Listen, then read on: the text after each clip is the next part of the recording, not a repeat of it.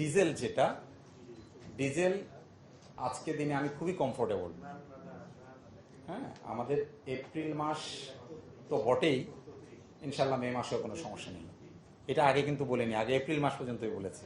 ফলে আমি খুব কনফিডেন্টলি বলছি যে যুদ্ধ পরিস্থিতির গতি প্রকৃতি তো পরিবর্তন হচ্ছে, তো আমরা আমাদের যে প্রচেষ্টা অব্যাহত রেখেছি তাতে আমরা বিভিন্ন উৎস থেকে এটুকু মোটামুটি নিশ্চিত করেছি। ফলে আপনাদেরকে আশ্বস্ত করতে পারছি, আপনাদের মাধ্যমে সর্বস্তরের জনগণকে আশ্বস্ত করছি যে আমাদের ইনশাল্লাহ আগামী 2 মাসে কোনো জ্বালানি সংকট নেই। 72 ঘন্টা ময়েশ্চার লক সমৃদ্ধ লিলি বডি ওয়াশ, শিয়া বাটারের গুডনেস স্কিন রিপেয়ার করে রাখে সফট ও গ্লোয়িং। ইস্টার্ন রিফাইনারি আমাদের একমাত্র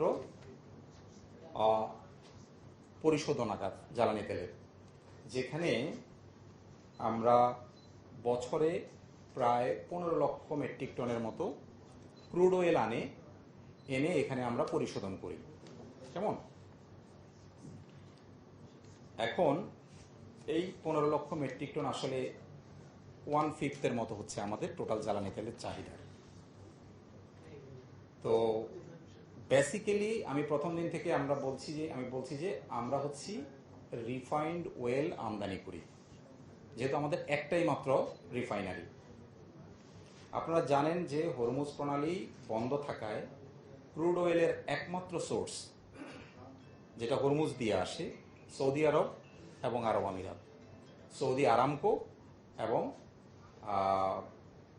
আরব আমিরাত থেকে এএলসি আরাবিয়ান লাইট ক্রুড সেটা আমরা আনি, এনে আমাদের রিফাইনারিতে আমরা সেটা পরিশোধন করি। কিন্তু যুদ্ধ 28শে ফেব্রুয়ারি শুরু হওয়ার পরে মার্চ মাসে আমাদের যে শিডিউলটা ছিল সেটা আমরা আনতে পারিনি, আর এপ্রিল মাসেও একই অবস্থা চলছে। কিন্তু আমাদের কাছে ফরচুনেটলি আমাদের মোটামুটি আগের যে মজুদ ছিল সেটা দিয়ে আমরা ইয়ারএলটাকে কন্টিনিউ করে যাচ্ছিলাম। আমরা ইয়ারএলের 4টা ইউনিট আছে, ওই 4টা ইউনিটের মধ্যে আপনারা জানবেন যে এক একটা উৎপাদন করে। আমরা 2টা ইউনিট পূর্ণদমে এখনো আমাদের চালু আছে।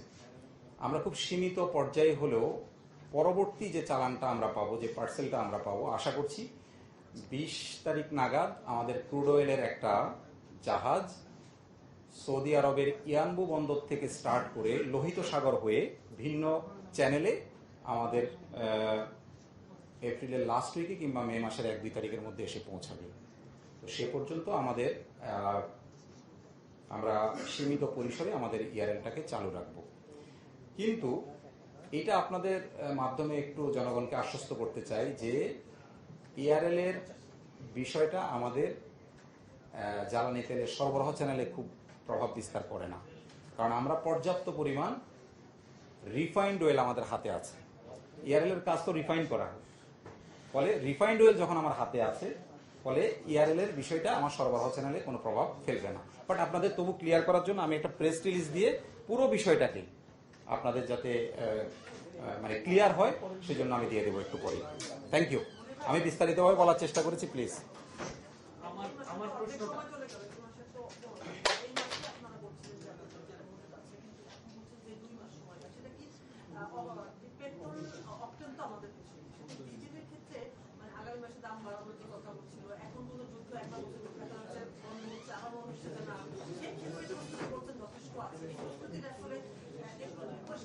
আচ্ছা, এটা পরিষ্কার করছি।